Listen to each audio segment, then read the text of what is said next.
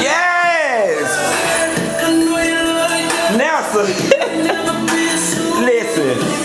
I was finna hit y'all earlier this morning with the Jones Girls. I just love the man. And while I was in the bathroom doing my face, putting my mug on or whatever, this Pretty Ricky came on, they newest song, and I just had to pay homage to the 305, honey. Yes, honey, I got my hat to the back, and I got this pink lipstick on. Y'all know we about to have some fun as soon as I catch my breath. Whoo, shit, I'm old ho. Nonetheless, I'm serving Karen Hugerties this morning. Y'all already know when a bitch come on the scene like this, we about to have a good time.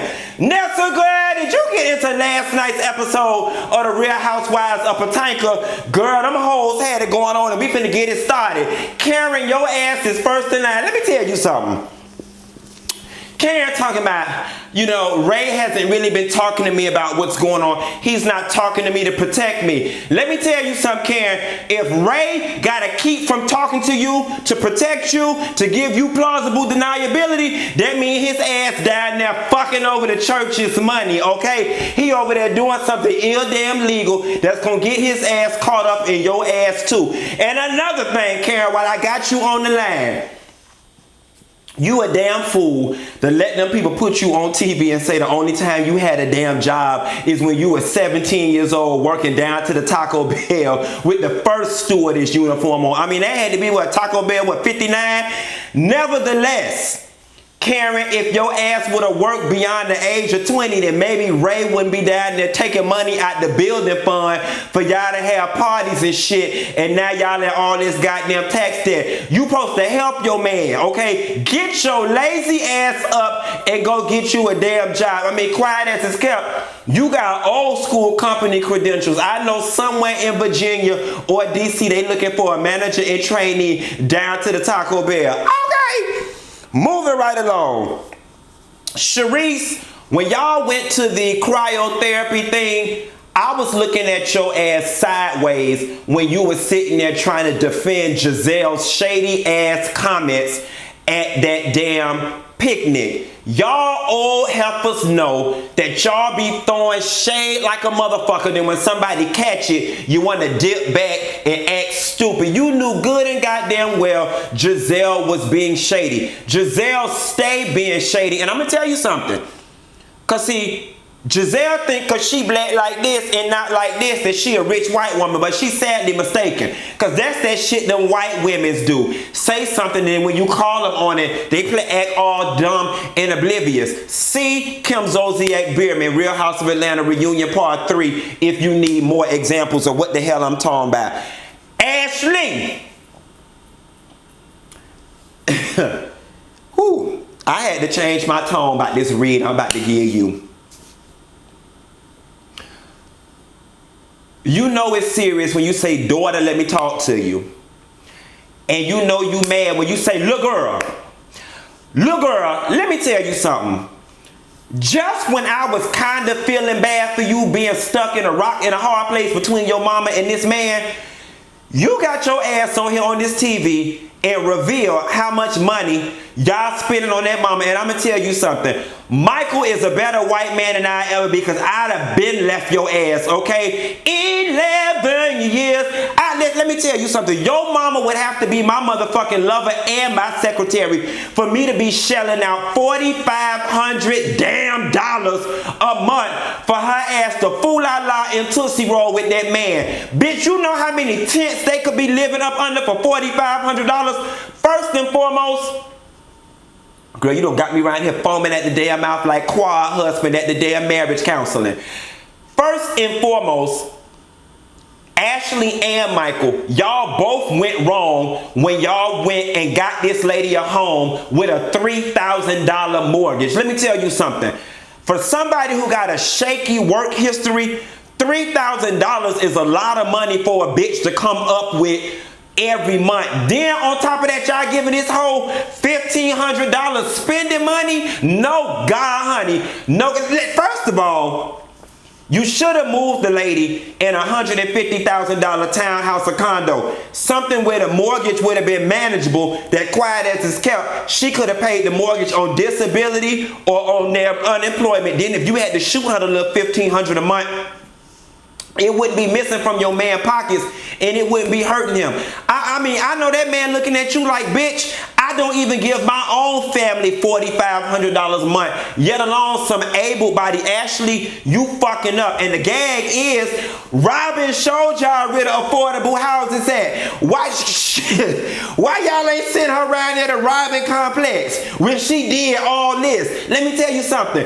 Robyn is over there in a Pulte home, okay? One side brick, two sides sided. And that's a corner unit, okay? If you get a middle unit, bitch, it's one side brick. Backside might not even be finished, but that's what your mama need. So we can walk around and be like, oh my, you did all this. Yes, you did, with the little bit that she got. Hell, she could have moved around there in that unit Robyn them just left out of to upgrade 20 square feet. I'm not understanding. I don't, and listen, I have a rule. This go for all entertainers, athletes, or anybody that come into a little money. Unless you can afford to completely pay the home off, I am not an advocate of gifting people or putting people in situations that they cannot maintain on their own finances. Like, y'all knew when y'all bought this woman this home that she could not maintain $3,000 a month in rent. And quiet as it's kept, I'm really not understanding why the fuck she need that much square footage if it's her, that sorry ass man, and your teenage sister, which quiet as it's kept, she probably ain't even home half the time. She probably going to school, working, and then playing with her friends at the mall on the weekend. Them hoes sound like they need a 2-bedroom condo to me. Okay, what you think, Nessa girl? Ashley, you wrong. And it would be a totally different situation if Ashley came into this marriage and she was already on her own making $3,000, $5,000, $6,000, $9,000, $12,000 a month, and then she, the wife, is living solely off of Michael, and she's taking her $4,500 out of her work earnings and giving to her mammy. Then Michael couldn't say shit because it's not affecting him. But at the point in which Michael is taking care of you and taking care of them, Ashley, you wrong. You need to grow the fuck up. And while you around there sticking your nose and robbing them business and trying to vouch for Candiace and whatnot, you need to get your own house together, because you about to find your ass out on a limb, and not a beautiful limb like Tina Marie was on, the one that tent that man was sleeping on was standing up under. You need to do better. And Karen and Giselle and Robyn and all the rest of y'all old helpers, y'all ain't schooling her up right. Giselle, while you around here hazing everybody, worrying about what their mama is and ain't doing. Candiace all right. Like Candiace said, y'all hoes is kept. That's her mama. That money gonna be there, and when the mama die, it's gonna roll over to her. Y'all need to help Ashley. Y'all need to help her. Help her, Lord. Let me tell you something. Juan, let me get your ass together real quick while we talking about people fucking up the church's money. Y'all just getting back on y'all feet to the point where y'all can't even afford to pay what Ashley mama paying. But you know, y'all paying $1,850, you know, plus HOA fees or whatever, and that's good because y'all started from the bottom, now you here.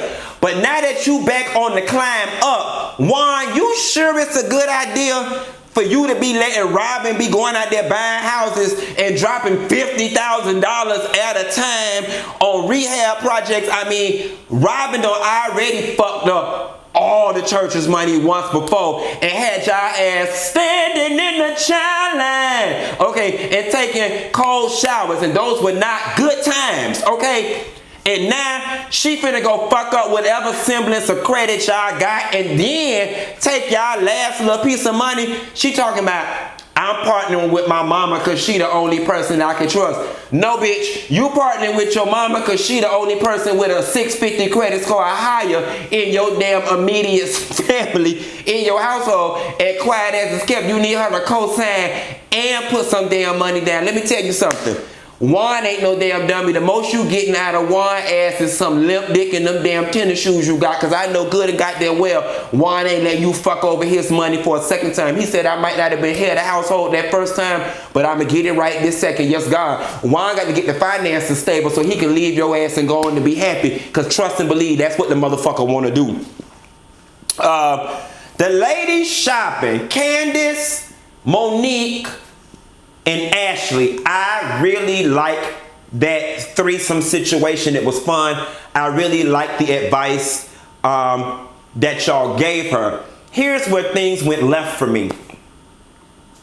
I hate that we now live in a society and in a world where you even have to ask someone, do you think Candiace is ready for this trip? Meaning that you know a whole bunch of bullshit is about to pop off. Why is it that we now live in a society where it's predetermined that whenever we get together as a group, it's going to be some bullshit. It's going to be some hazing, some initiation activities. There's going to be shade thrown. Like, that's the thing I didn't like, you know, and when Monique pointed out, when they begin to throw shade, she just needs to nip it in the bud. I 100% agree, but I hate the fact now that that's even a preface to a trip or a conversation, that you know these hoes finna throw shade at you. I'm telling y'all, I hate this shade culture that social media and reality TV has brought about, that you can't even fucking go to dinner or go somewhere without being on the defensive for somebody saying something sly and snide and out of the way to y'all. And we have got to do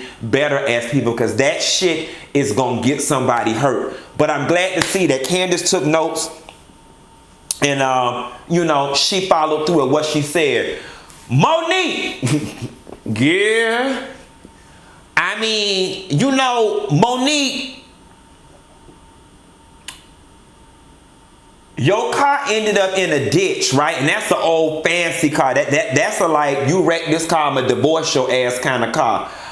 But like Monique, it sounds like your ass barely escaped the DUI. You know what I'm saying? And I hate when these reality shows start painting people with the brush of substance abuse. You know what I'm saying? Because that's some very hard shit to get from up under.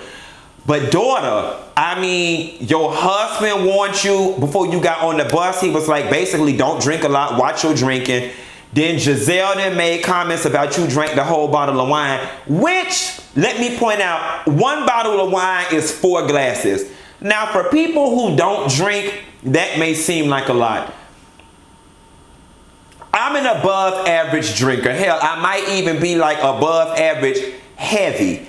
I mean, it's nothing for me to go out if I'm at dinner and have like 3 drinks at dinner. 4 if it's a long dinner.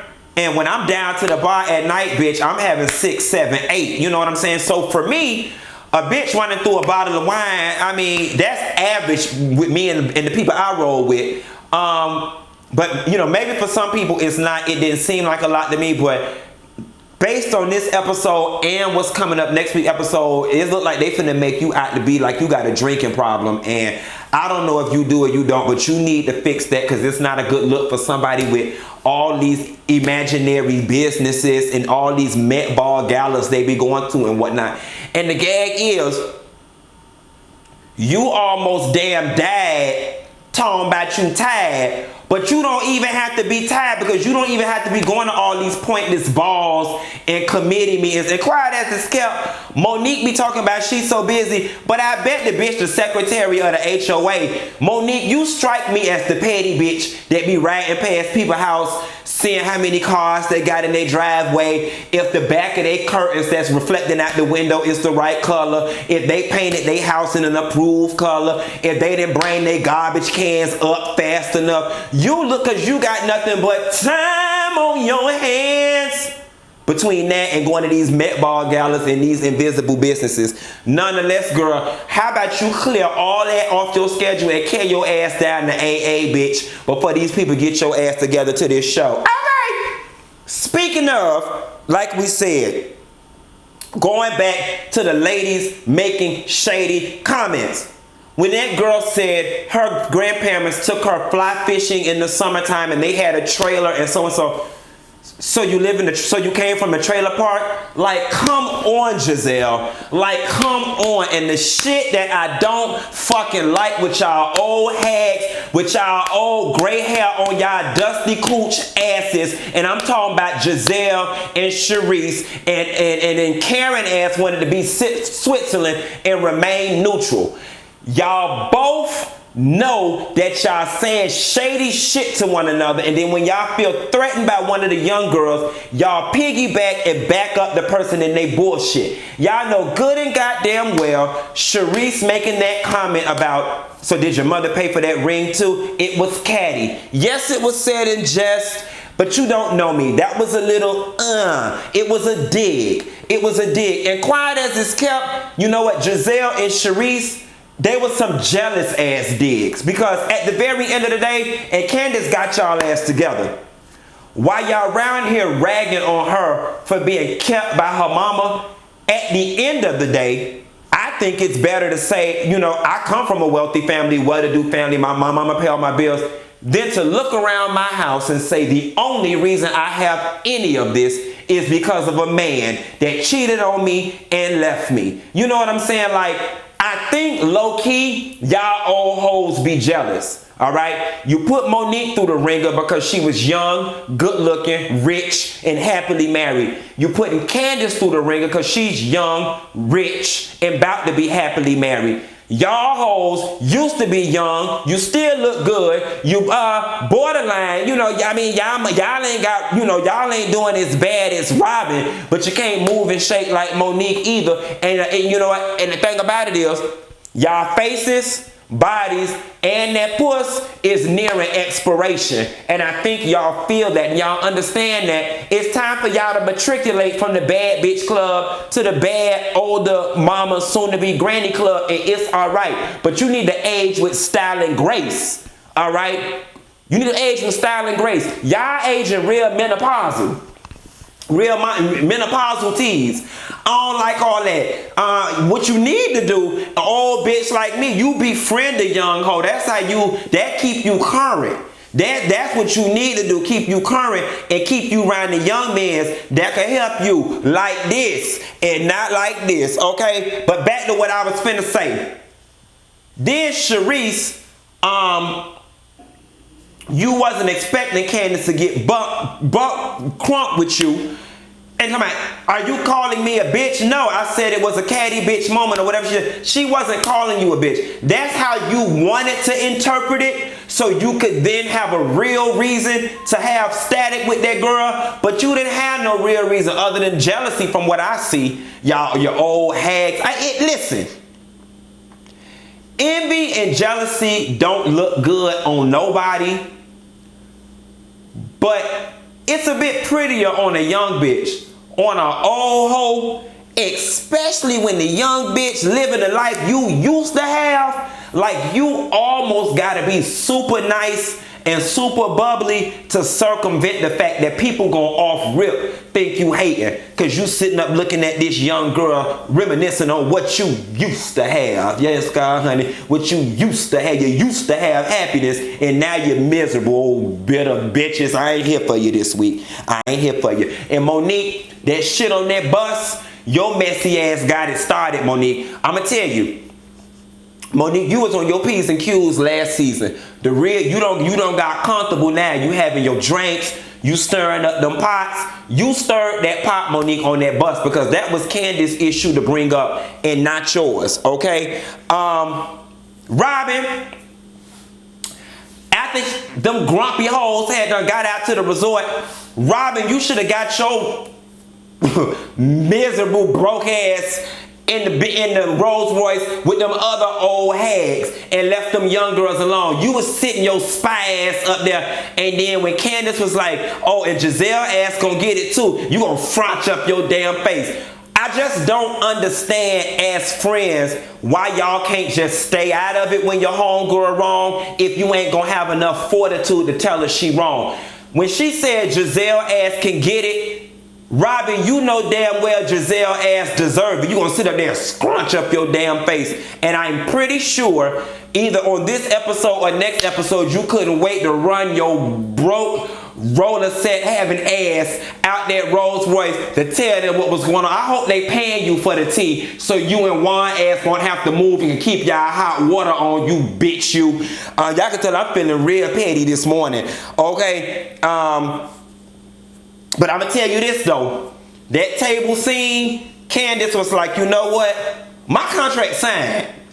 And the producers told me I'm doing real well. I ain't kissing no ass. And I love to fuck how Candiace backed both of y'all old hoes up off of her with no motherfucking reinforcements. And then her sister Ashley towards the end came around and said a little something. She was like, well, Sharice, you know that was shady. And she was like, well, hold on, Giselle, because you know y'all be good for doing X, Y, Z. But I'm going to tell you something, and I'm going to get your ass together right now, Miss Monique Samuels. You was dead ass wrong for sitting your ass there silent. You probably was drunk as all goddamn get up because your ass caught hell like no other on this show. Ashley caught it season 1. Your ass caught it last season. And while they was sitting there, Ashley was jumping in. That was prime time for your ass to jump in and seal the deal, honey. Seal the deal. You gonna sit there and be quiet because you friends with Sharice. Fuck Sharice. Sharice ain't got no husband no more. Half her money gone. She finna lose all her status in Potomac.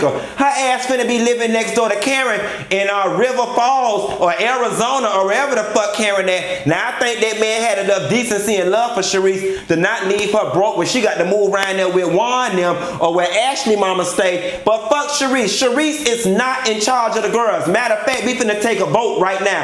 Who was in charge of the girls? I nominate Candiace. Was Candiace in charge of the girls? Was Candiace in charge? Candiace was in charge of the girls. And with that, Nessa girl, I'm finna get up off this line because I done got hot. Be sure to like and subscribe. And I'll call you later, girl. Bye.